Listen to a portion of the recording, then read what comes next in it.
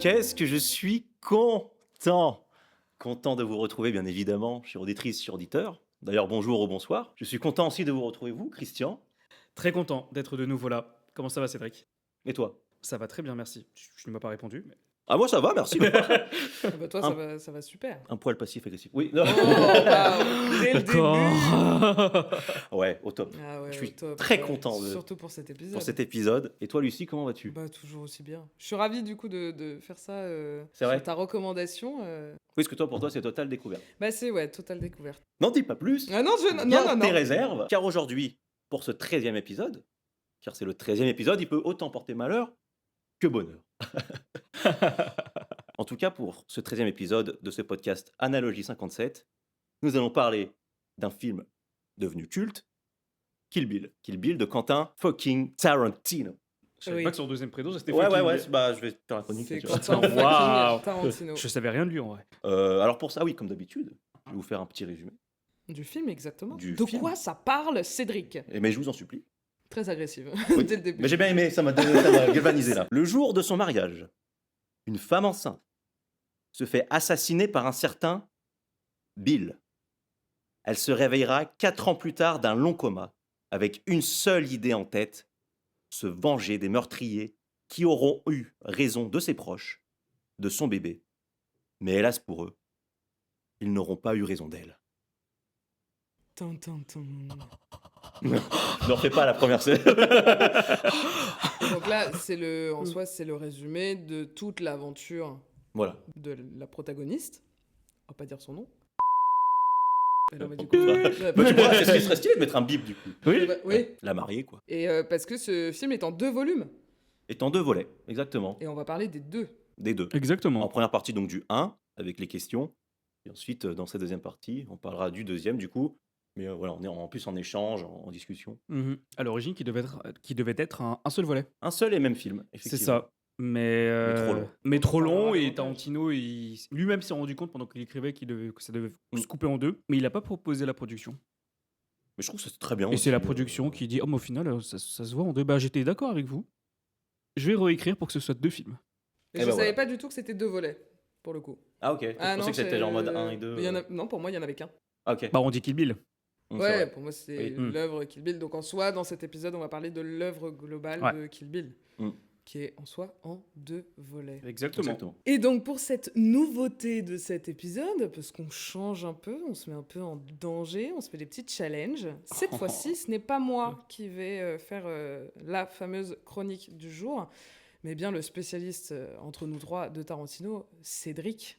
Tu as préparé des petites chroniques, et donc il y en aura une en première partie, avant Kill Bill, Exactement. et plus tard après. Mais là, c'est Quentin Tarantino avant Kill Bill. Et c'est parti. Petit zoom sur la vie du réalisateur qui a filmé plus de pieds que Jeffrey Epstein n'a eu de contact dans son répertoire. Quentin Tarantino est né à Knoxville, dans le Tennessee, le 27 mars 1963. Il est élevé par sa mère, seul. Son père, acteur et musicien, quitte le foyer avant sa naissance. Quentin ne le connaîtra jamais. Très jeune, il découvre le cinéma grâce aux nombreuses séances auxquelles sa mère l'emmène. Petit vénard. Moi, les seules séances auxquelles ma mère m'emmenait, c'était chez le psy. On n'a pas le même maillot, mais on a la même passion. À 16 ans, il quitte l'école et enchaîne les petits boulots. Il sera notamment ouvreur dans un cinéma pornographique. Et c'est quand même fou de se dire qu'il commence dans un cinéma porno et qu'il finit en légende du cinoche. Moi, je suis vendeur chez Leroy Merlin et je suis plus proche d'être traumatisé par les ampoules que de devenir le prochain Scorsese. Bref, après le cinéma porno, il trouve enfin un boulot en adéquation avec sa passion. Vendeur dans un vidéoclub. Le Vidéo Archive en Californie. Pendant près de 5 ans, ce lieu devient sa véritable école de cinéma. Il n'a jamais eu de formation, mais il dévore tout. Jean-Luc Godard, Éric Rohmer, John Woo, Quentin Tarantino, c'est avant tout un passionné de cinéma. C'est aussi là qu'il rencontre Roger Avary, avec qui il partage une passion dévorante pour le cinoche. Avary deviendra plus tard son co-scénariste sur Pulp Fiction. À cette époque, Tarantino commence à écrire les premières bases de ce qui deviendra son premier film, Reservoir Dogs. Mais à ce moment-là, on est encore très loin de la Palme d'Or. Ses débuts sont compliqués. En 1984, il coécrit, réalise et joue dans My Best Friend's Birthday avec son ami Craig Amman. Il trouve lui-même le budget, tourne sur plusieurs périodes, mais presque 3 ans à essayer de finir le film. Résultat, il est déçu et une partie du film est détruite dans un incendie de laboratoire. Ce qui est quand même une manière assez radicale de régler un problème de montage. Oui. Tarantino dira plus tard que c'était raté, mais formateur. Franchement, les incendies, c'est pratique. Si jamais vous entendez parler d'un feu mystérieux autour d'un scénario que j'ai écrit, ne posez pas de questions. Octobre 90, en 3 semaines à peine, Tarantino écrit Reservoir Dogs. 3 semaines. Moi, en 3 semaines, j'arrive même pas à choisir une série Netflix. C'est un huis clos ultra violent. Des criminels enfermés ensemble après un braquage raté. Et une seule question, qui est la taupe? Le film fait sensation. Direction la quinzaine des réalisateurs au Festival de Cannes. Et là, le vendeur de vidéoclub commence doucement à devenir un problème pour Hollywood. Lors de la présentation internationale du film, Tarantino ressort un vieux projet imaginé avec Roger Avary.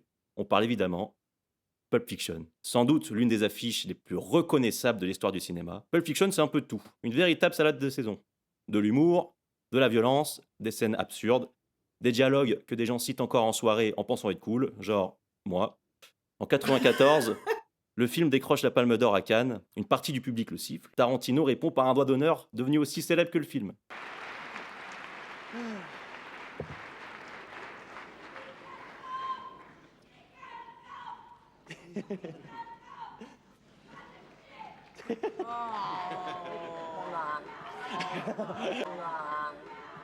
Cette nomination aux Oscars, Oscar du meilleur scénario original, et là, officiellement, le mec qui rangeait des VHS devient l'un des réalisateurs les plus influents et bankable de sa génération. Il enchaîne ensuite avec Jackie Brown, un hommage appuyé au cinéma de la blaxploitation, puis une longue pause vient. Près de 6 ans sans film, comme moi avec le sexe, et j'en fais pas tout un plat. Et c'est à ce moment-là que Quentin Tarantino ressort un ancien projet, évoqué avec Uma Thurman dès l'époque de Pulp Fiction. Un projet qui devient notre sujet du jour, Kill Bill. Kill Bill, c'est un film nourri de western spaghetti, de cinéma de kung-fu, de films de sabre japonais et d'arts martiaux asiatiques. En résumé, tu me rajoutes quelques plans de pied, du sang et des bons dialogues, et il y a tout ce que Tarantino aime. Le thème central est simple, la vengeance. Tarantino passe quasiment toute l'année 2000 à écrire le scénario, l'année où accessoirement naît l'enfant Dieu, c'est-à-dire moi. À l'origine, Kill Bill devait être un seul film, mais il devient tellement dense, tellement chargé qu'il sort finalement en 2 parties. Volume 1 en novembre 2003, volume 2 en mai 2004. Les 2 films rencontrent un énorme succès, critique et public. Et c'est ici que s'arrête la première partie de ma chronique, et une question se pose, vous ne trouvez pas que la mariée dans Kill Bill est quand même vachement rancunière? Bon, elle aurait pu passer à autre chose. Susceptible. Merci beaucoup pour cette chronique, Cédric. J'ai appris pas mal de trucs. Hein. Et le tournage de Kill Bill, du coup, puisque ça s'est transformé en 2 parties, il a tourné quand même au même moment, où même le tournage a été séparé. En 2 Ah non, parties. c'est tout, ouais, c'est tout. Ouais, ils ont tout tourné, tout d'un tourné, coup, ouais. et c'est Ouais. ensuite la Mm. sortie s'est fait en 2 films. Mais le, Exactement. le tournage, il a été reporté. Parce qu'Uma Thurman est tombée enceinte. C'est pas vrai. Mais oui, du coup, le tournage a été retardé et tout ça. Ok, sympa. Mais il voulait vraiment son actrice. Ouais, il voulait Ah vraiment elle. Ok. Ouais, Avant de poser la première question, je voulais savoir quel était votre rapport avec Tarantino. Bah, c'est mon cousin en 3ème degré.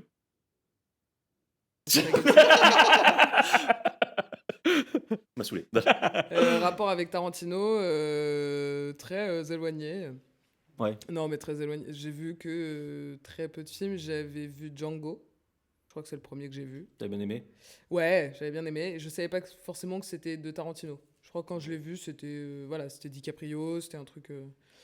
Mais j'ai pas spécialement vu que c'était Tarantino. Et après, j'ai vu au cinéma Once Upon a Time in Hollywood. Bon, j'ai entendu parler énormément de Pulp Fiction, de Kill Bill, mais j'avais jamais franchi le pas. Ok. Donc je connais très peu de sa filmographie. Hmm. Je vois à peu près le genre, des extraits que je connais et à peu près des affiches. Hein. Comme tu l'as dit, l'affiche de Pulp Fiction, elle est reconnaissable à des kilomètres. Oui. Ouais. Et Beaucoup c'est- d'ados l'avaient dans leur chambre. Bah ouais, Ouais. c'est clairement Bah, ça. Travolta et Mm. Samuel Jackson, les deux, là. Toi, Christian? Quelle relation j'ai avec Tarantino? Normal. C'est un réalisateur que j'aime beaucoup. J'ai pas vu tous ses films. J'en ai vu pas mal, mais pas tout. Et moi, je suis de ce vieil adage de son premier est le meilleur. Reservoir Dogs. Mais tu Ouais. sais que beaucoup, pour beaucoup, j'en ai rencontré quelques-uns dans ma vie où c'était leur film préféré tout court. Tout court? Réservoir Dogs. Ah ouais? Ah oui, quand même. Tout court, je dirais peut-être pas, mais mon préféré de Tarantino. Top 3 là, vite fait là? Top 3, là, vite fait. Mm. Reservoir Dogs, Inglourious Bastard et Once Upon a Time in Hollywood. Beau top 3. Et toi, t'as... Moi, mon top 3. Putain. Waouh. Kill Bill 1, Non, Kill Bill non. 2. Ça va être 1 million Je d'euros. mettrais en 3 Reservoir Dogs, en 2 Once Upon a Time in Hollywood et en 1 Kill Bill. Ouais. D'où le choix de cet épisode. Et c'est marrant, Exactement. qu'il n'y a pas Pulp Fiction dans nos tops. Non, bah, non, alors. Non, Allez, mais s'il c'est te plaît. non, Non, mais mais c'est le genre de film qui est ultra surcoté. c'est pour C'est ça. l'un des C'est plus connus ouais. de sa filmographie, donc Mais ne t'en fais pas. Être quatrième ne veut pas forcément dire que c'est mauvais. Ouais. Ouais, bah oui. Non, parce Enfin, j'emploierais pas non plus le mot surcoté. Enfin, c'est un bon film, hmm. mais oui, c'est surcoté. Bah, sur... bah, bah oui, oui, c'est c'est c'est un peu surcoté. surcoté. comme on avait dit pour Forrest Gump, Oui, mais pour ça veut plein pas de dire films. non plus J'entends. que c'est un mauvais film. C'est ça. Ah non, Ah non, non, mais non, comme, non, bien comme sûr que non. Interstellar aussi. Ouais. Tu vois, Ouais, ouais. tout le monde dit ouais, c'est mon film préféré, c'est mon film préféré. Il y en a plein d'autres qui sont extraordinaires. Interstellar est super, mais du coup, on en a énormément parlé, comme Forrest Gump, comme Pulp Oui, c'est vrai Fiction. qu'on l'a comme, mentionné, Forrest Gump. Voilà, Ouais. oui, on a déjà mentionné tout ça. Il y a beaucoup d'autres films de Tarantino qui sont à la hauteur de Pulp Fiction et même Exactement. au-delà. Oui. Bah, Et commencer par pourtant, on n'en parle pas beaucoup. Oh, si. Bah, bah, moi, je connais pas tant Tarantino. Ah oui, Je ok. peux te dire Ah ouais. Inglourious Bastard, Reservoir Dogs, je connais vite fait, Ouais. mais je vais pas assimiler Tarantino tout de suite. Ok. Tu vois ce que je veux dire? Ouais. Après, c'est vrai qu'il est très disparate. Hein. Hmm. Il enchaîne pas les films. Non. Du coup, il y a aussi Non. ce truc-là. Mm. Ce qui crée la rareté aussi, le fait qu'on se déplace pour les voir. J'entends bien. Donc, première question. Qu'avez-vous ressenti durant votre visionnage? Et une fois le film terminé, et je te garde un peu, je vais Mhm. commencer avec Christian. On commence avec moi? Allez, avec C'est plaisir. parti. Parce que toi, du coup, tu ne le découvrais pas. Du coup, tu l'avais dit. Non, j'ai pas découvert Kill Bill. Mais pour le coup, Kill Bill, c'est pas un Tarantino que j'ai vu énormément de fois. J'ai vu 3 fois. Et la 3e était pour le podcast. Très bien. Toi, Cédric, tu l'as vu à peu près combien de fois? Je saurais pas dire. Je saurais pas dire. Autant que Rocky. Oh, ça se bat les deux. Hein. Et je parle pas de. Pas de la Castagnie. Non, je saurais pas dire. Franchement, je saurais pas dire. Ah ouais? Mais énormément. Énormément, du oui, coup. oui. Oui, Pour- Parce que ça, c'est pour vraiment- dire que tu ne sais pas quoi dire, oui. Effectivement. Pour le coup, je pense que je l'ai même vu avant Rocky. Ah! Ok. D'accord. Mais Rocky est le déclic. Oui, bah, c'est pas Kill Bill qui m'a poussé à aller sur Paris, tu vois. Non, mais tu vois, Ouais. bah, Kill Bill aurait pu être le film qui te. La vengeance sur la vie. Oui. La vengeance ou qui te donne cet amour du cinéma, tu vois. Ah, bah, c'est autre chose. Bah, genre, on en reparlera Ouais. après. Enfin bon, très bien. C'est deux déclics différents. Ouais. Mais certes. Alors, l'histoire de vengeance est en soi très classique. Une trahison, une survivante, une liste de noms à rayer, un à un. Mais là où le film devient fascinant, c'est dans la manière dont Tarantino maîtrise ce matériau simple pour en faire une œuvre totalement stylisée et assumée. Le film est presque à deux doigts de basculer dans le nanar, tant l'exagération, l'hommage au film de sabre japonais, au western spaghetti et au cinéma d'exploitation sont visibles. Mais la précision de la mise en scène, le sens du rythme et l'intelligence du découpage empêchent cette chute. Au contraire, cette audace propulse le film au rang d'œuvre culte. Uma Thurman est tout simplement parfaite. Elle incarne une héroïne à la fois froide, déterminée, vulnérable et presque mythologique. Son personnage devient une figure iconique du cinéma moderne. Visuellement, le film est un festin. Certains plans sont de véritables merveilles pour la rétine. La gestion des couleurs, les chorégraphies de combat, le travail sur la lumière, tout est pensé pour créer une expérience sensorielle intense. Et surtout, on ne s'ennuie jamais. Le rythme est maîtrisé, les scènes s'enchaînent avec une énergie constante, et la vengeance stylisée à l'extrême devient presque une forme d'expression artistique. Waouh. Très juste. Merci, Christian. Merci à toi de m'avoir donné cette possibilité de donner mon avis sur le film de Kill Bill. J'ai beaucoup aimé le film, ouais. Mais comme on en a parlé souvent, ce côté à deux doigts, à poil de cul, comme j'aime le dire, d'être un nanar. Mm. Et franchement, ça se sent surtout dans les sound effects. Elle est... Mais ça, c'est pareil. Ces bouts-là, c'est un hommage au cinéma. Alors, Samouraï. dans les combats et tout, oui, mais il y a ce truc à un moment dans une scène où elle fait un saut pour passer elle dépasse le canapé. Le premier combat. Le premier combat, justement. Et c'est le mouvement de jambe qui fait... Moi, j'ai trouvé ça super. Mais tu vois, c'est limite grotesque, Ouais. mais avec la maîtrise de Tarantino, fonctionne très bien. Le zoom sur les yeux, l'effet de lumière, tout ça. C'est cette maîtrise, c'est ce découpage Bah, en fait, qui ça, arrive c'est- à rendre ce film incroyable. C'est grotesque, mais précis. Exactement. Et c'est surtout assumé. Lucie, vamos. Et comme disaient les Italiens, andiamo. Andiamo. J'ai adoré Kill Bill. Et pour le coup, c'est une grande découverte. J'ai 26 ans, donc j'ai vraiment pas vu quand j'étais petite. J'ai adoré. T'avais très très peur de mon avis d'ailleurs. Ouais. Parce qu'en fait, il y a il y a beaucoup de violence. T'es pas forcément attaché à tout ce qui est violence. C'est vrai que c'est pas trop ton genre. Bah, Ouais. quand c'est gratuit, ça me saoule. Mm. Quand c'est utile, c'est super. J'adore. La violence n'est jamais nécessaire dans la vie. C'est pas ce que je suis en train de dire. Ne découpez pas ce passage, je vous en supplie. Clippez, clippez. Non, non, là pour le coup, et c'est l'un des premiers trucs qui m'a fait adorer le genre de Tarantino, c'est, tu l'as déjà dit, les bruitages. Ouais. Le premier combat, quand j'ai découvert ce truc de bruitage, j'ai éclaté de rire. Mais c'est ultra bien dosé parce que c'est un film ultra sérieux, à la limite de pas se prendre au sérieux. Il y a un truc, c'est extraordinaire dans le sens du terme, premier sens du terme. Ouais. Il y a en effet d'être à deux doigts d'être un nanar, c'est... Ah, mais quel bonheur! En fait, j'ai été plongée dans l'histoire un peu tout de suite, et puis il y a ce truc de vengeance qui est assez universel. Et on a tous déjà ressenti de la vengeance, enfin, cette envie de vengeance, sans passer forcément à l'acte. Là, on est sur un truc assez extrême. C'est commun à tout le monde, et moi, ça m'a pris tout de suite. Et la DA de tout le film, de sa mise en scène, de sa réalisation, le fait que ce soit chapitré, Ouais. j'ai adoré aussi. C'est très Tarantino. Il y a plein de Tarantinesque. petits... Enfin, selon les moments, on change d'ambiance de dingue. Il pourrait faire des clips de dingue. Ça m'étonnerait pas qu'il ait fait des clips dans sa vie, tu vois. A priori, non. Mais il y a énormément d'effets de lumière, d'ambiance. D'un coup, on passe au noir et blanc, et puis d'un coup, il n'y a qu'une couleur à l'écran. D'un coup, on passe à l'animation. Ensuite, il y a énormément de couleurs. Ensuite, c'est très fade, mais il y a un élément qui a de la couleur ou inversement. Enfin, c'est incroyable. Et pourtant, on reste dans le même film. Ça détourne pas forcément de l'histoire, parce que c'est un risque de faire un patchwork comme ça, et ça marche super bien. Le bruitage, c'est vraiment mon truc préféré. Ça, pour le coup, je suis tombée amoureuse de ça. C'est Excellent. génial. On entend plusieurs fois le cri, le fameux cri très célèbre de Willem, très mythique, qui a été utilisé peut-être 2 ou 3 fois dans le 1. Je l'ai compté carrément, et j'étais là, mais merci, mais bonheur. Les cascades sont incroyables, l'histoire, elle est basique, mais elle fonctionne. Comme quoi, ce qui est simple, en vrai, ça marche. Faut pas se compliquer la tête. Non, j'étais embarquée, je voulais être avec... Enfin, j'étais avec Uma Thurman, j'étais avec Béatrix, du coup. J'ai adoré ce parti pris de cacher son prénom au tout début, avec des bruitages. Sachant qu'ils disent souvent son nom de famille, tu sais, enfin... Oui, mais on se rend pas ouais. compte, parce que Kiddo, c'est ça Oui, peut être un oui, surnom exactement. en anglais, Ouais, tu ouais. vois, donc C'est Gamine, un peu. Gamine. voilà, c'est ça. Cette relation de méchant, enfin en tout cas de Bill et de Kiddo, elle est c'est incroyable, parce que la scène d'ouverture, l'intro, ce n'est qu'un plan, mais t'as compris.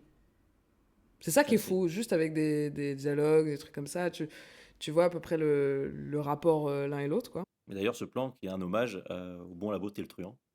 Ouais. Il y a une scène où Clint Eastwood est pareil, censé être mort dans le film de la même façon et filmé un peu de la même façon.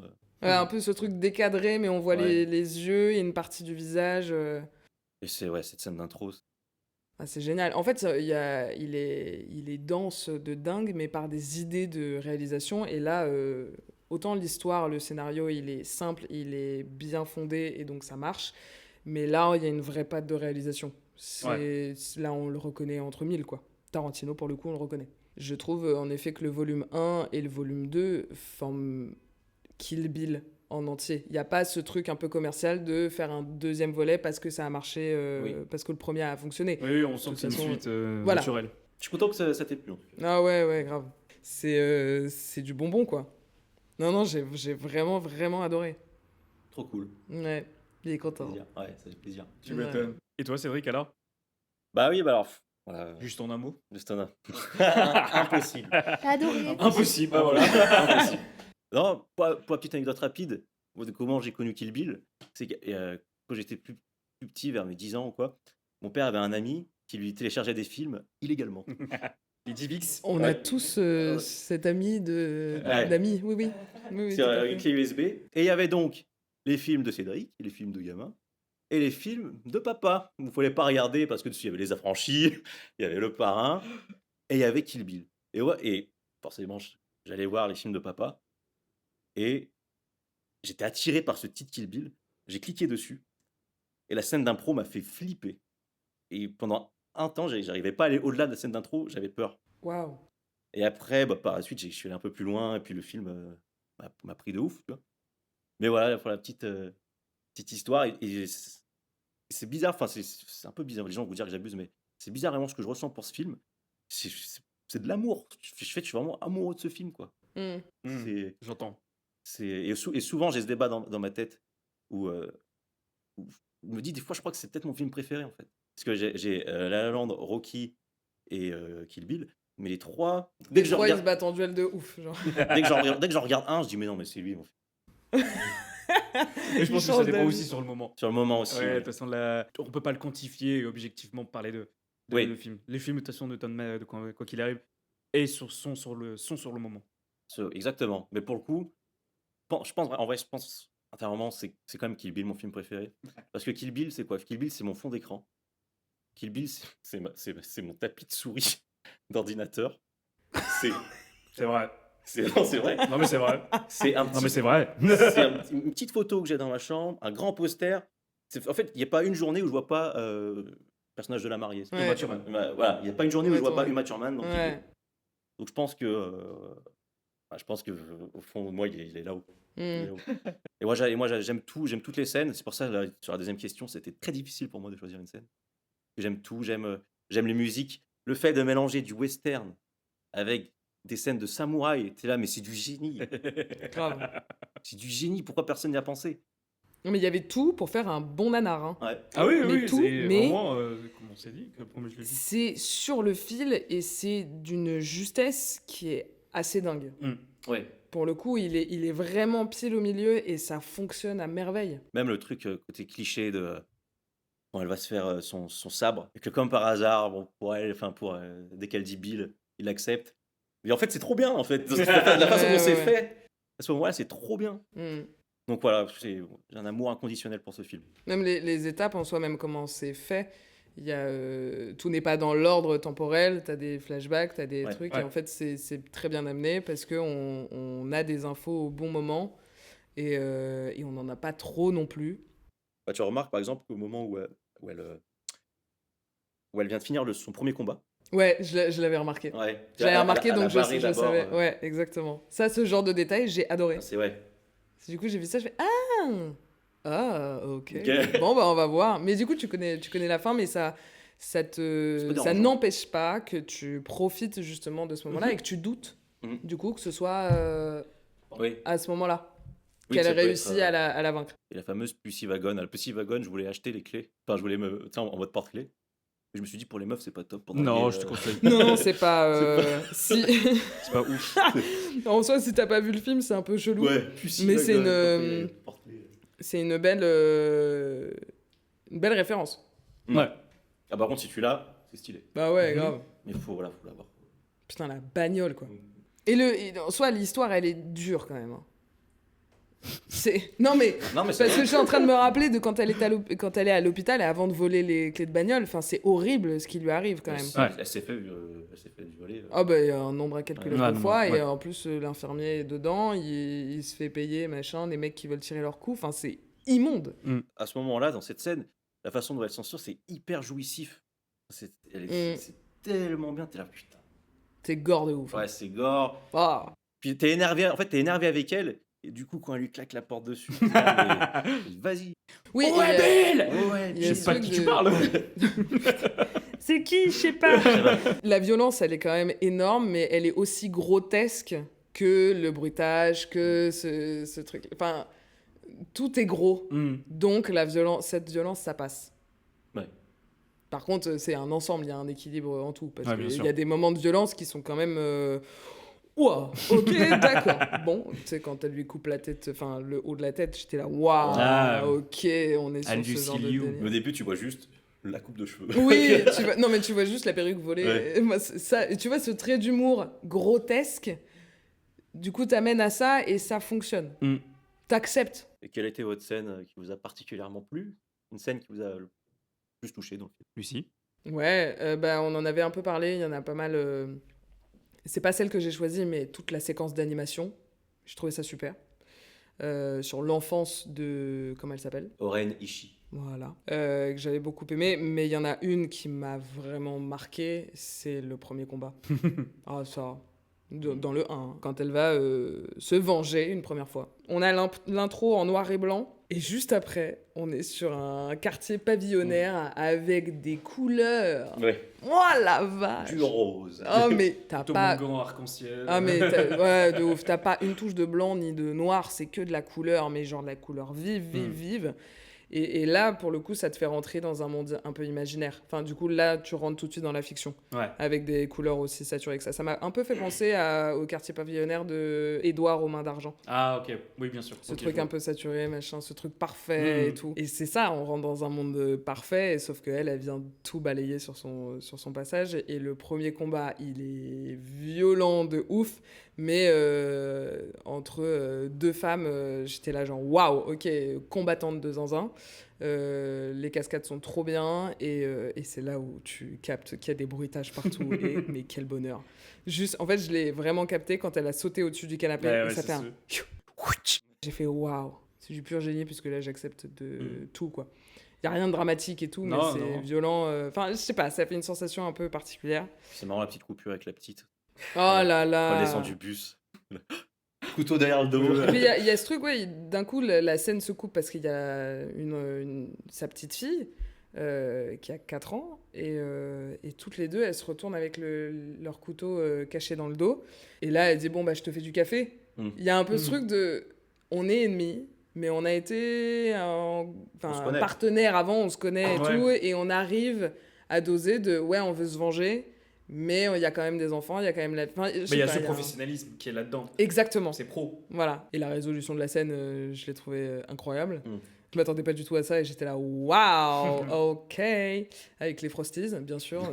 Des céréales ultra colorées encore. Et puis ce truc aussi de rapport avec la petite fille, elle est totalement consciente qu'elle va faire du mal et qu'il y a des gens qui vont lui en vouloir. Mais elle s'en fout. Mm. Et notamment cette petite fille qui va voir, elle a buté sa mère sous ses yeux. Elle dit je suis désolée, je voulais pas que ce soit sous tes yeux, mais le jour où tu seras prête et que tu veux te venger, bah retrouve-moi. Ouais. Et parce qu'elle va elle comprend la Elle petite, comprend elle comprend totalement, mais elle peut pas faire autrement parce que juste elle a extrêmement souffert. Crois-moi, ta mère l'avait mérité. Et je viens d'y repenser, il y a là c'est une performance de Uma Thurman justement quand elle se réveille à l'hôpital et qu'elle voit qu'elle n'a plus son bébé dans le ventre. Ouais. Oui. Là, cette performance à ce moment-là, mais t'y crois énormément. Malgré tout ce côté burlesque, tout ce côté de bruitage, de violence et tout. Là, cette scène, pouah, Bah, incroyable. en fait, ce dosage, il est installé dès le début. Le côté très sérieux qui est l'intro, en noir et blanc. Ouais.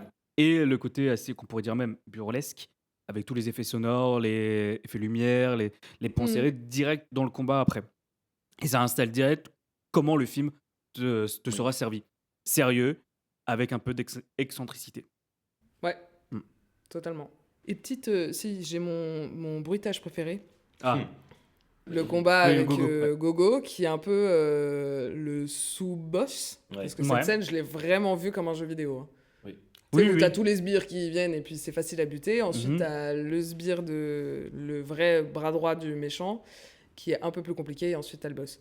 Et ben Gogo, justement, s'occupe de la sécurité du grand boss. Et elle vient à bout. Et quand elle lui relance son espèce d'arme, il y a un bruit de strike, de bowling. Et ça, j'ai trouvé ça incroyable. J'ai fait, mais bien sûr, évidemment que tu fais ça. Mais surtout, partout, sur tous les jours. Ouais. Et voilà, ça c'est mon son préféré et j'étais là. Putain de bonne idée. Bon, ça reste le. Ouais. Enfin, franchement, c'est.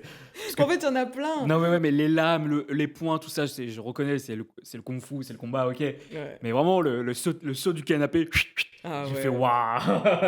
En plus, il y a un J'avais temps complètement mort. zappé qu'il y avait autant d'effets sonores. À toi, Christian. Ouais. Alors, en ce qui me concerne, bah, tu l'as un peu mentionné, c'est le combat contre les Crazy 88. Ok. Les Crazy 88. Ce passage est complètement fou, ahurissant. On passe d'un duel attendu à une véritable explosion chorégraphique. Ce n'est plus un combat, c'est une performance. Ce qui frappe d'abord, c'est la chorégraphie. Chaque mouvement est précis, lisible, presque dansé. On sent l'influence du cinéma de sabre japonais, mais filtrée par la vision de Quentin Tarantino. Une violence stylisée, presque opératique. Et puis, il y a ce moment incroyable où la lumière disparaît pour laisser place à cet arrière-plan bleu intense. Ça, c'était incroyable. J'ai adoré. Et surtout qu'il y a du noir et blanc avant. Oui, le noir Il y et a blanc, t'as vu comment il une... disparaît? Je sais à quel moment, mais je sais plus pourquoi. Je me suis justement posé la question. Elle cligne des yeux. Ouais. Elle cligne des yeux et ça repasse aux couleurs. Ah, waouh! Donc oui, pardon, tu parlais de ce fond bleu. Ouais, les corps deviennent des silhouettes, les sabres découpent l'espace. Là, on quitte le simple film d'action, on entre dans quelque chose de pictural. Le combat devient abstraction. Ce jeu d'ombre renforce l'esthétisme du film. La violence est toujours là, le sang jaillit, parfois de manière complètement exagérée, mais paradoxalement, cette exagération enlève tout réalisme cru. On n'est plus dans le gore, on est dans la stylisation pure. C'est précisément là que le film frôle le nanar et que, par maîtrise totale, il l'évite. Parce que tout est assumé, tout est contrôlé. Cette scène transforme la mariée, incarnée par la majestueuse Uma Thurman, en figure mythologique. Elle n'est plus seulement une femme en quête de vengeance, elle devient une icône du cinéma. Oh, waouh! Pa.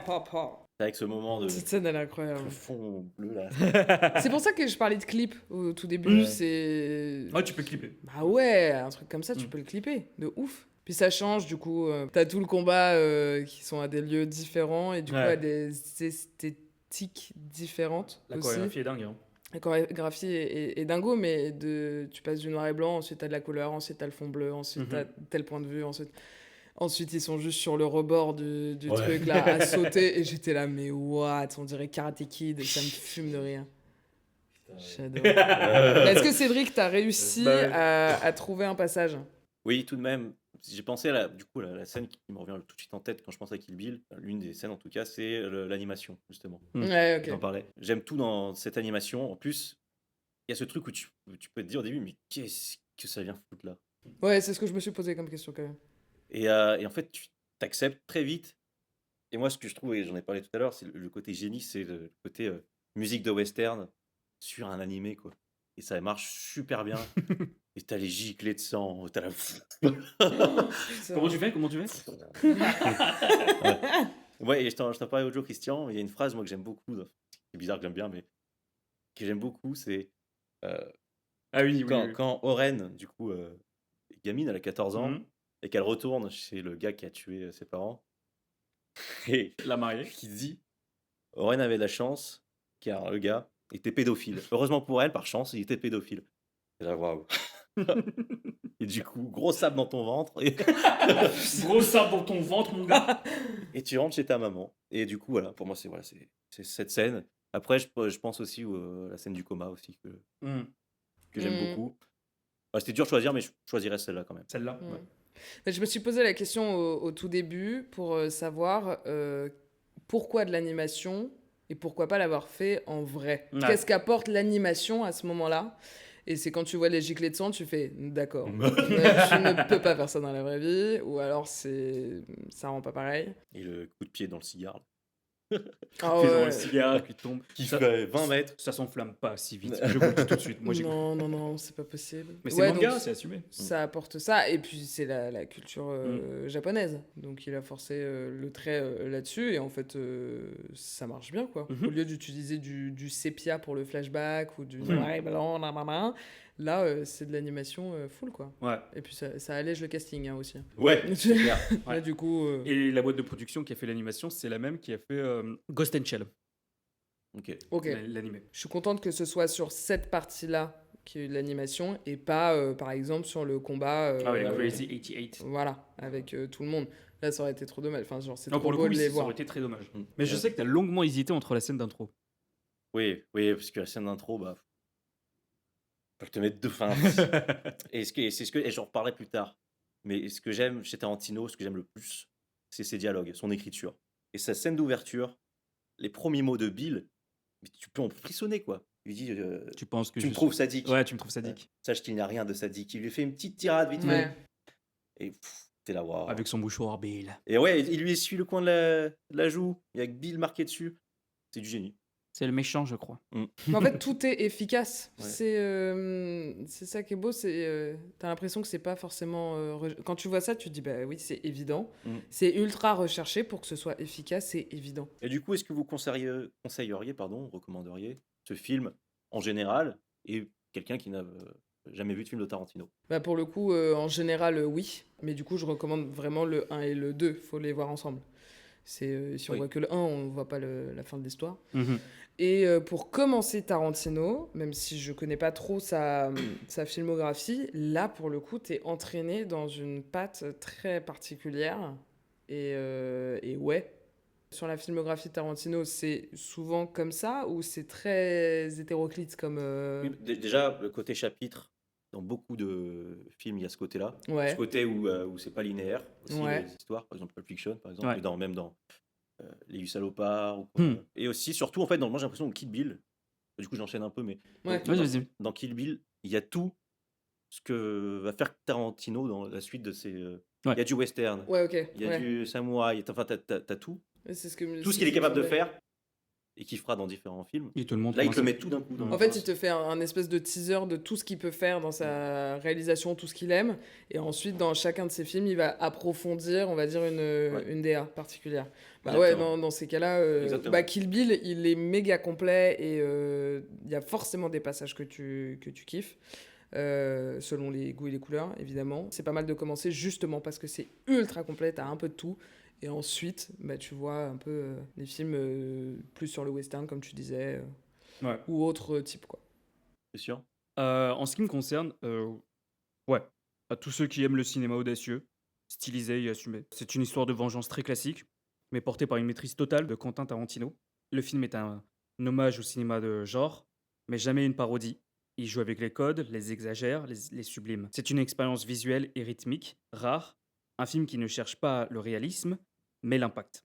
Alors, si vous aimez les chorégraphies spectaculaires, les plans iconiques, une héroïne inoubliable incarnée par Uma Thurman, et un rythme qui ne laisse aucun temps mort, alors ce film est fait pour vous. Ce film qui frôle parfois l'excès, mais qui transforme justement cet excès en œuvre culte. Et comme tu l'as dit, oui, il te montre toute sa palette, mais je pense qu'il y a une palette encore qu'il n'a pas encore exploitée.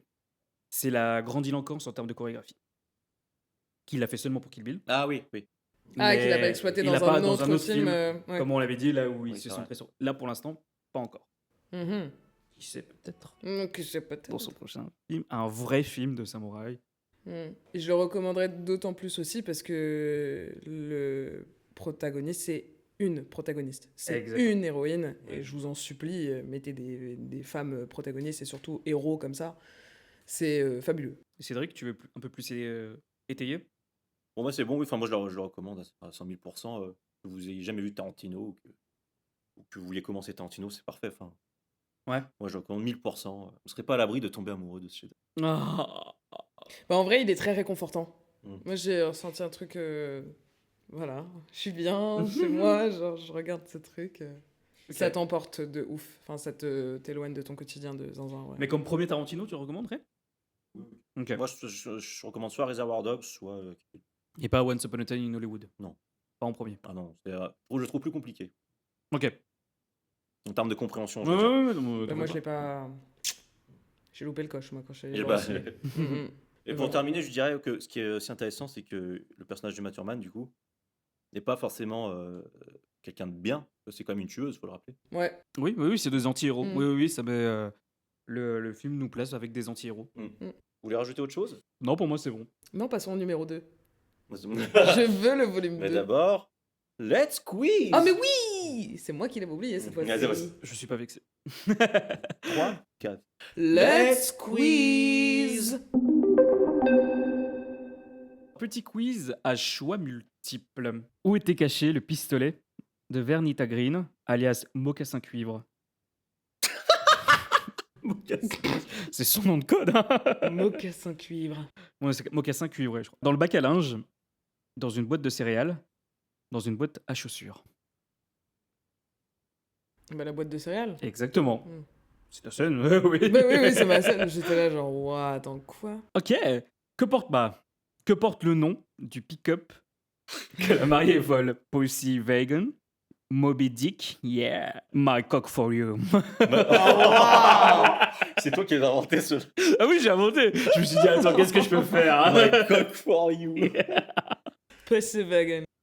Cédric, tu confirmes? Ouais, bah je pense qu'il comprend. My cock for you, ça m'a tué. My cock for you. Pour quelle raison Hattori Hanzo forge un sabre pour la marier? Elle lui fait du charme. Parce que Bill était son ancien disciple et lui aussi veut se venger. Parce qu'elle... parce que... Pardon. Apparemment, c'est pas celle-là. Parce que Non, parce que j'ai mal lu. Parce qu'elle lui menace de le couper comme un saumon pour ses sushis. c'est la deuxième. Parce que Bill. Because Bill. Because Bill. La mariée a survécu à quoi? Une balle dans le ventre? À des lacérations dans le dos? Une balle dans la tête? C'est une balle dans la tête. Comme ça.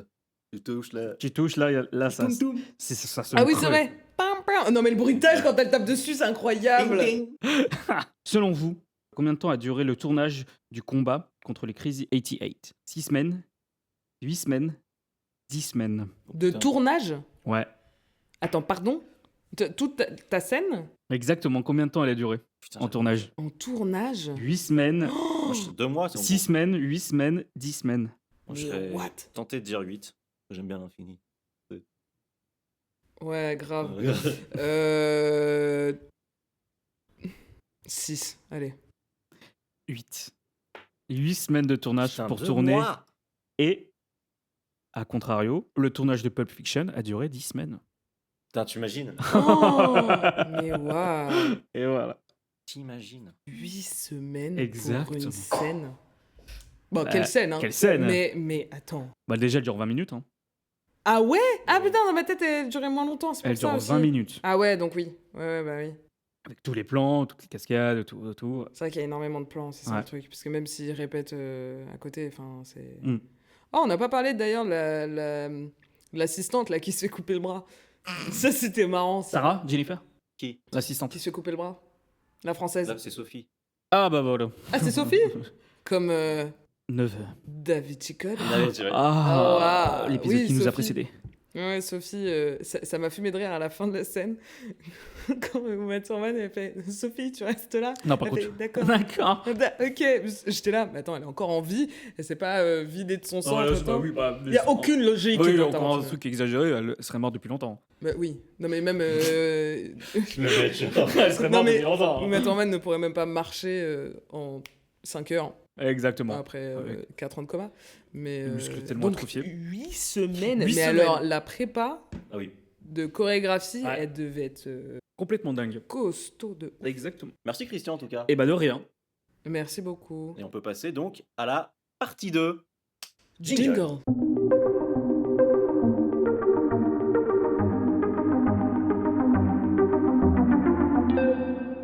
Et donc on est parti sur cette deuxième partie. Exactement. Et on va Pour parler le volume 2. volume 2 exactement, on va parler du volume 2. Oui. De Kill Bill, hein, toujours. Kill Bill, mais avant, il faut parler de l'après Kill Bill concernant Tarantino. Tout à fait. Ouais. Cédric, c'est à toi. Donc je vais devoir faire l'impasse sur de nombreux moments de sa vie pour que ça reste buvable pour vous, chers auditeurs, et aussi parce que Tarantino a une filmographie plus longue que mes expériences sexuelles. Bon, cela dit, ce n'était pas très compliqué. Avec Pulp Fiction, il m'avait déjà battu. Une palme d'or, des dialogues cultes, et moi je galérais à répondre à « Toi, tu fais quoi dans la vie ?» Donc on va à l'essentiel. En 2007, il réalise Boulevard de la mort. Selon moi, c'est le film le plus sous-coté de sa filmographie. Moi, je suis pas d'accord. Des filles, des voitures, des filles dans des voitures, et pourtant, le film est un échec commercial, mais reçoit pourtant des critiques globalement positives. Ouais, mais c'est un échec. Pour une bonne raison. Mais Commercial. globalement positives. Mais c'est un échec. Ah. En 2009, il sort Inglourious Bastard. Le film est nommé 8 fois aux Oscars, et là je vais me faire des ennemis, mais c'est selon moi, encore une fois, son film le plus surcoté, même si sa scène d'introduction est exceptionnelle et reste l'une des plus marquantes de sa carrière. Un petit bijou. Le reste du film, eh bien disons que c'est un peu comme mon ex, début prometteur mais devient relou sur la fin. Ces deux films suivants sont des westerns. D'abord Django Unchained, hommage assumé au western spaghetti, puis Les 8 salopards, deux films plus sombres, plus violents, où Tarantino pousse encore plus loin le dialogue et la tension. Et enfin, au moment où nous enregistrons ce podcast, le 9e et dernier à ce jour film de Quentin Tarantino, ce bonbon, ce chef-d'œuvre, Once Upon a Time in Hollywood. Sorti en 2019, il s'agit de son deuxième plus grand succès commercial, juste derrière Django. Un film à la fois nostalgique et mélancolique. Une véritable lettre d'amour au cinéma et au Hollywood des années 60. Un projet de suite, écrit par Tarantino, mais qui sera réalisé par David Fincher, Tout à fait. a récemment été évoqué. Lucie, tu en avais déjà d'ailleurs parlé dans le podcast consacré à... David Fincher, avec qui on a fait Seven, et on n'a pas plus d'infos. T'as pas trouvé plus d'informations depuis? Hélas, non. Non, Et ça je vais va pas. terminer cette chronique avec une déclaration récente de Tarantino qui résume assez bien toute sa carrière. Kill Bill est le film que je suis né pour réaliser. Inglourious Bastard reste mon chef-d'œuvre. Et Once Upon a Time in Hollywood est celui que je préfère. Comme quoi, chez les génies, leur film préféré n'est pas toujours le plus violent ni le plus récompensé, mais souvent le plus personnel.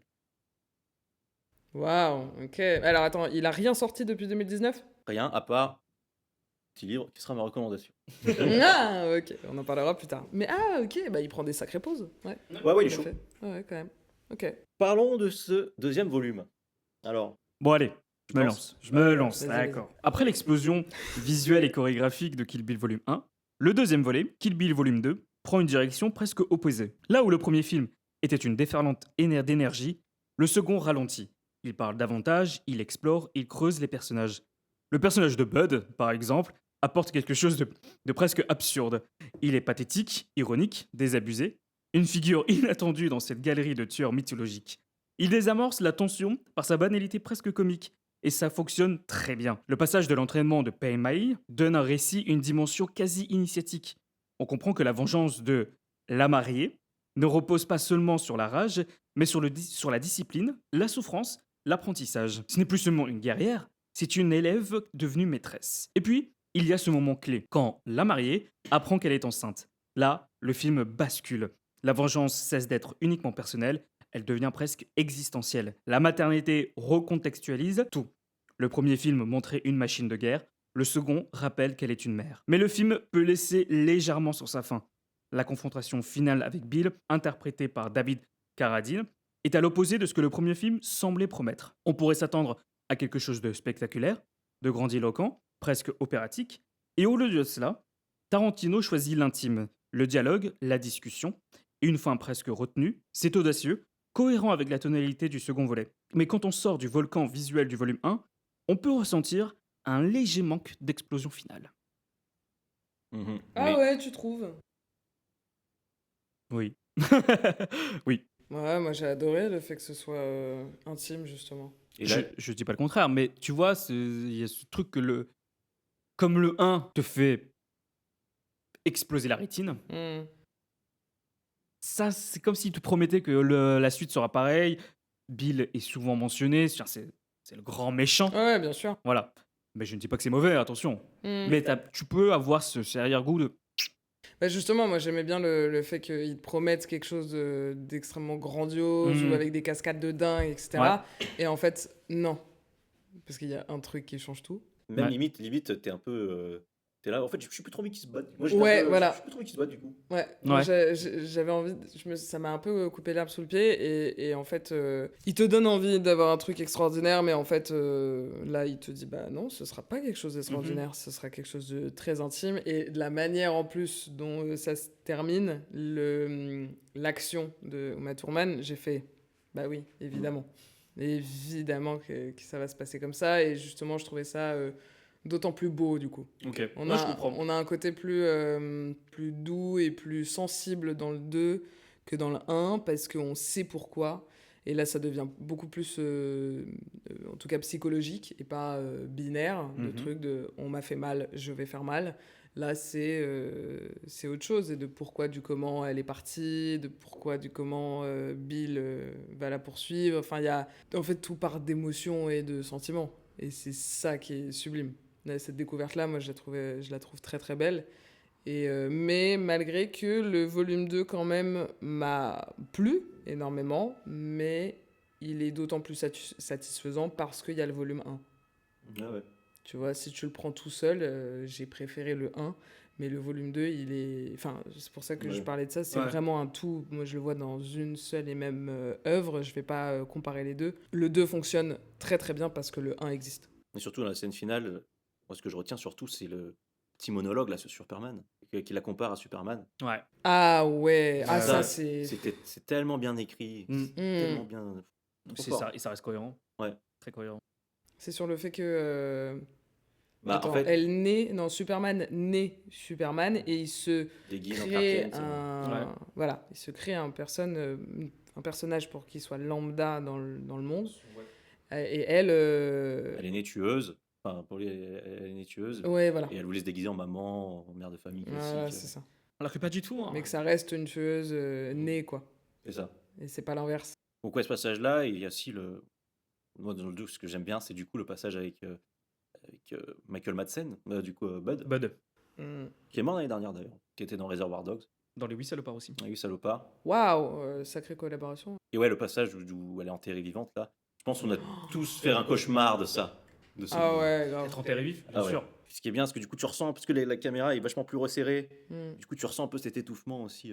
Mais là, clairement, je me suis dit, bah, comment elle s'en sort? J'étais là, bah, attends, il manque un truc là. Je me suis dit, il y a quelqu'un de l'extérieur qui va l'aider. Ouais. Non, parce qu'elle se débrouille toute seule. Vous vous rappelez à quel nom elle est enterrée À quel nom? À quel nom Oh, c'est un nom. Eddie bien. quelque chose? Non, c'est pas Eddie. Non. J'ai Clara. Non, Paula. je me rappelle pas. Paula. Schultz. Paula Schultz, ouais. Ça trop signifie stylé. quelque chose? Non, D'accord. je trouve ça bien. Ok, ça, ça a ça- été bien. Non, moi j'ai Ouais, trop pas. bien. ouais, c'est ça. Et j'ai beaucoup aimé ce truc d'entraînement, tu sais, le truc qui est un peu initiatique, Ouais. de voilà, la personne va avoir ses capacités et ses skills un peu comme ça, Ouais. mais on nous montre que quand elle galère. Oui, On ne montre pas quand elle a réussi. On montre pas trop de la réussite. Et du coup, tu te dis, bon, elle a pas vraiment réussi. Enfin, c'est pas qu'elle a pas réussi, mais elle est pas la maîtresse des maîtresses, tu vois. Sauf que tu comprends très vite que si. Ah, si. Enfin, Bah, en- très vite, non, mais tu... Bah, en soi, si, parce que sa réussite, c'est qu'elle a réussi à sortir de oui, son oui, oui, tombeau. oui, c'est ça. Mais Il y a tu aussi dis, ça. c'est là qu'elle a réussi, Ouais. pas pendant ses Ah, pas entraînements. pendant. Oui, d'accord. Ouais, je vois ce que tu veux me dire. Alors qu'en fait, au bout d'un moment, Ouais. tu captes que c'est pendant ses entraînements qu'elle Elle a, a tout, réussi, ouais. qu'elle a tout appris. Bah, puis pour qu'il lui enseigne aussi la fameuse technique là. Voilà, qu'elle a dû, c'est pour ça. Ouais. C'est qu'elle avait déjà Le réussi cœur. avant. Parce qu'elle a des skills après. Quand elle lui arrache l'œil, là, déjà, c'est c'est gore de ouf. Et petite anecdote, Pai Mei devait être interprété par Quentin Tarantino. Tu te fous de moi? Non, il voulait faire ce personnage, mais il s'est rendu compte qu'il avait trop de travail Ah ouais. dans la réal, il y tu avait trop de m'étonnes. trucs, du coup, il en- Oui, parce que, attends, Il l'a Quentin passé Tarantino, il fait toujours des caméos dans ses films. Non pas toujours. Pas il- toujours, mais Pas il y en a toujours. quelques-uns, Il y en a ouais. quelques-uns. D'ailleurs, l'acteur de Pai Mei et joue aussi un autre personnage dans le 1, Kill Bill, volume 1. Oui. Il joue un membre des Crazy 8 et des Crazy 88. Ah, d'accord. Ouais. Ok. Lui, il s'est fait kiffer. Oui, Ouais, Oh, grave. il a eu raison. Bah oui, de ouf. Très cool. Enfin, franchement, une découverte incroyable. Et puis, c'est un tout. mais on n'est pas déçu par la fin. Non, moi, pas du tout. Ah, moi, j'ai Non. pas dit que j'étais déçu. J'ai dit que bon, on pouvait quand même. Enfin, le film pouvait te promettre. Enfin, le 1 te faisait promettre un semblant d'une promesse que l'explosion finale aurait bien lieu. Mais c'est pas décevant non plus. J'ai adoré de prendre le contre-pied. De que ce soit pas spectaculaire et qu'on revienne à un truc de très sérieux. Ouais. Ça j'ai beaucoup aimé. Non, c'est plus qu'il est moins... comme tu l'as dit, hein, il est moins spectaculaire, même dans les combats avant avec Bud ou avec... comment elle s'appelle la meuf? Je m'en souviens plus, justement. J'essaie de me Qui ça rappeler. La meuf avec son cache-œil.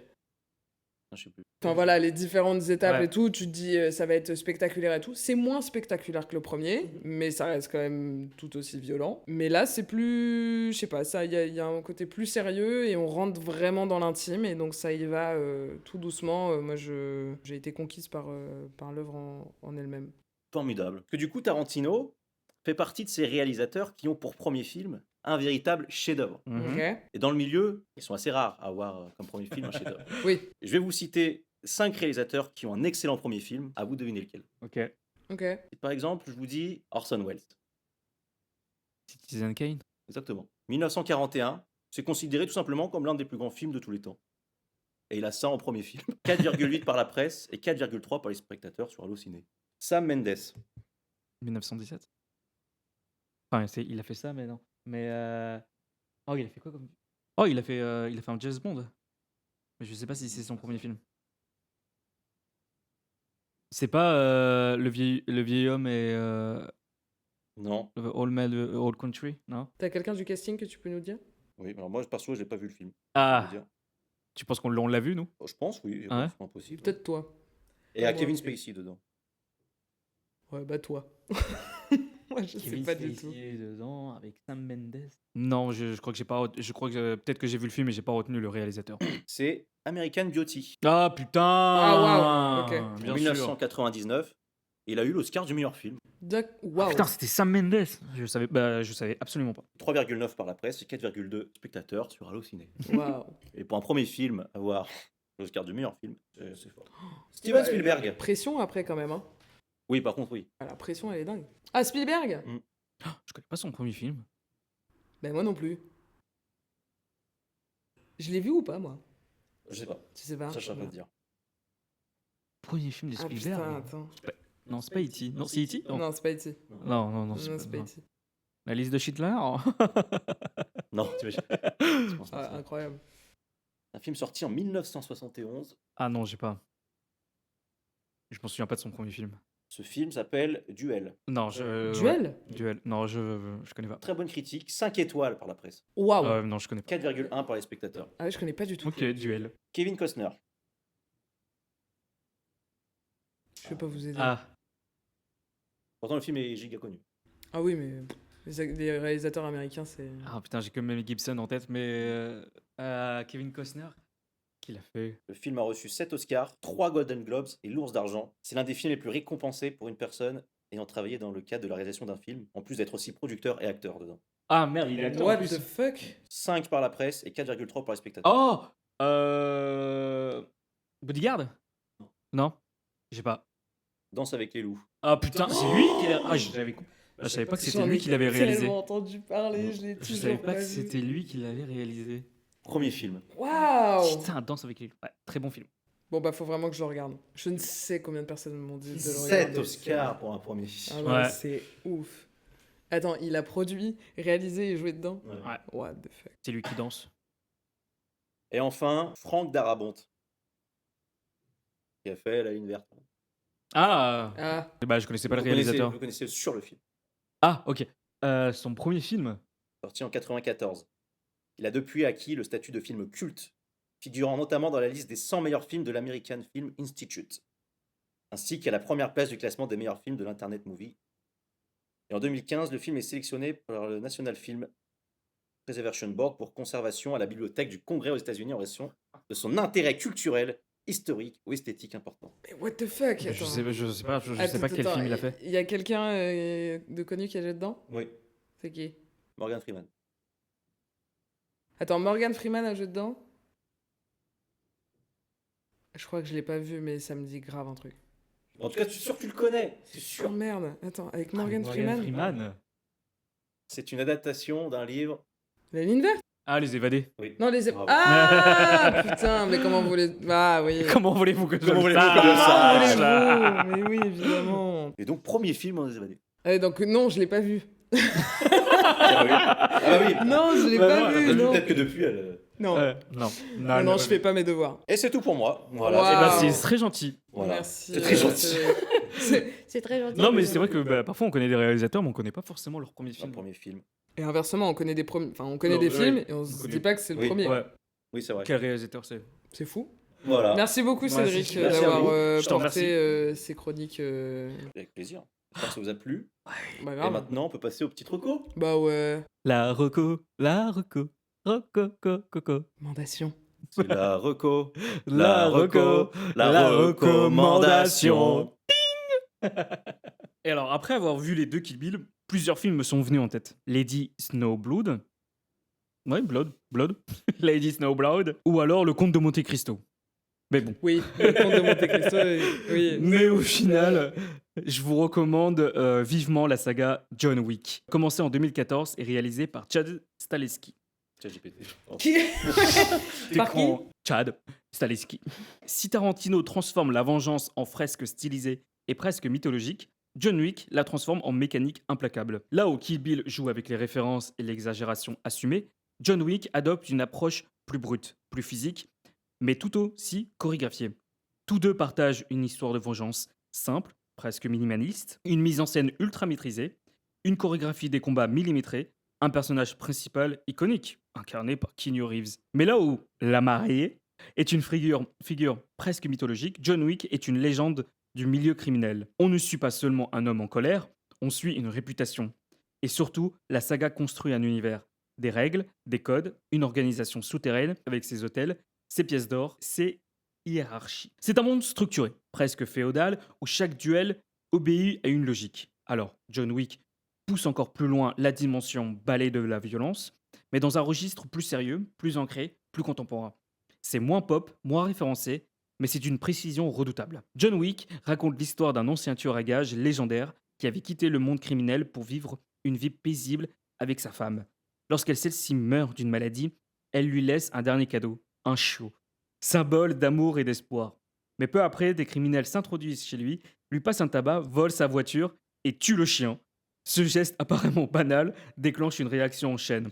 Car John Wick n'est pas un homme ordinaire, c'est une légende du milieu criminel, surnommé le Baba Yaga, celui qu'on envoie pour tuer le croque-mitaine. Ce qui commence comme une vengeance personnelle devient une descente méthodique et implacable dans le monde souterrain qu'il avait quitté.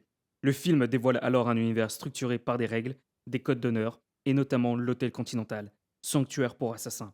Le récit est simple, presque minimaliste, mais c'est justement cette simplicité qui permet au film de briller. Tintintin. J'allais le dire. Ouais.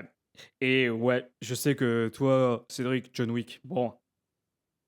Mais vas-y. Ça m'a jamais trop attiré, mais j'ai pas de critique négative. Mais ouais, vas-y. En vrai, ouais, il y en a 4. Enfin, le 4e, ça se passe à Paris. C'est génial. En même temps que David Chicode.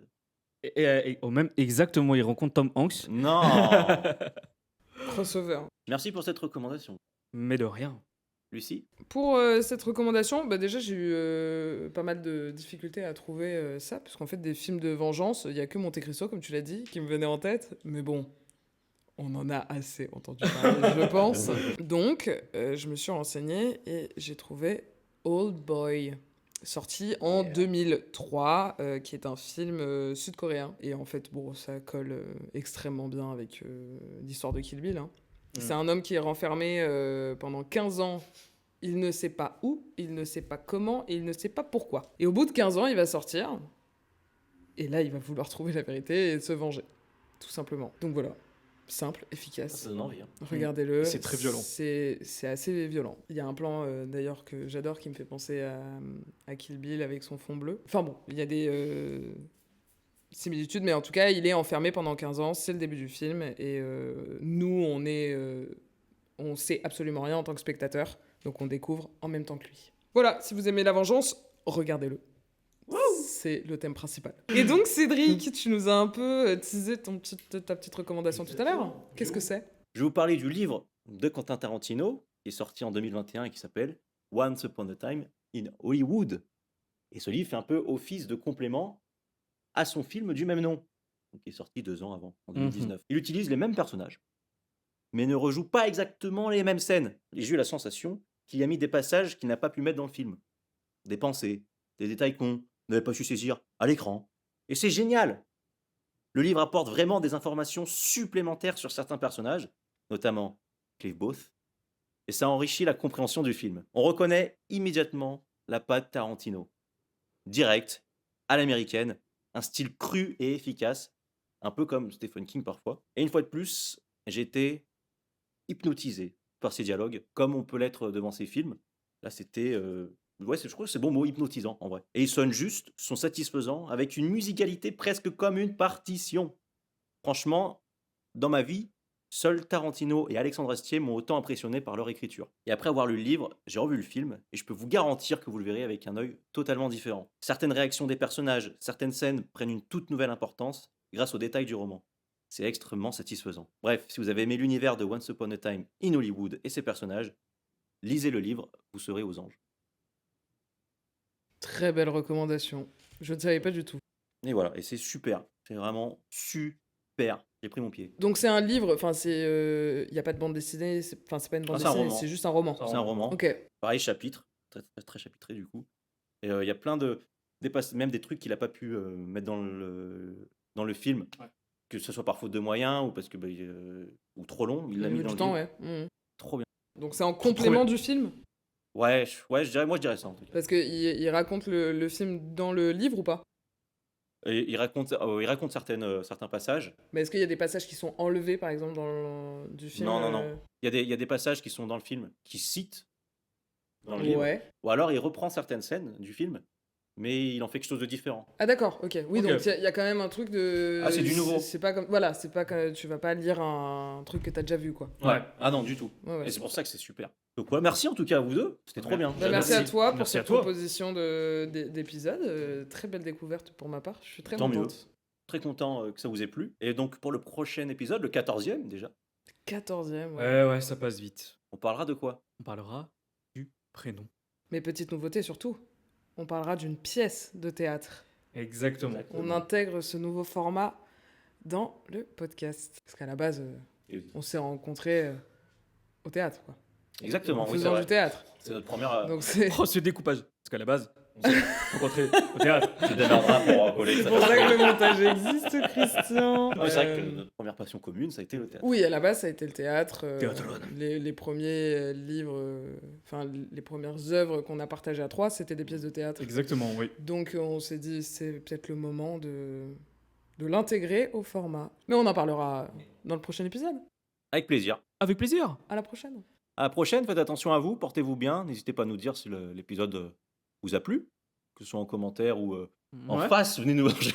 Venez nous retrouver. Dis pas la vie. Ouais, bah, pardon. Tu donnes l'adresse de tes darons. genre. C'est ce que j'ai fait. Non, mais je sais, putain. Oh, mais tu Oh. déconnes pas avec moi. Mais c'est toi, tu Non. déconnes. Non, mais non, on déconne. On n'est pas ouais. d'accord. Oh, d'accord. Là, tu vois, on a commencé l'épisode avec une tension passif-agressive. On termine l'épisode en tant que Oui, c'est passif. Et il s'endort pendant que je parle. Oh là là. C'est Bon, passif-agressif. Exactement. On se retrouve la prochaine. Bisous tout le monde. Merci d'avoir écouté jusqu'au bout. Merci Cédric pour cet épisode. Merci à vous, Pour Tarantino. c'est un bonheur. Likez, partagez, et on vous dit à la prochaine fois. Gros bisous. Tchuss. Bisous. Non, je vous le refais en mieux. Parce que je suis calmé. Bisous.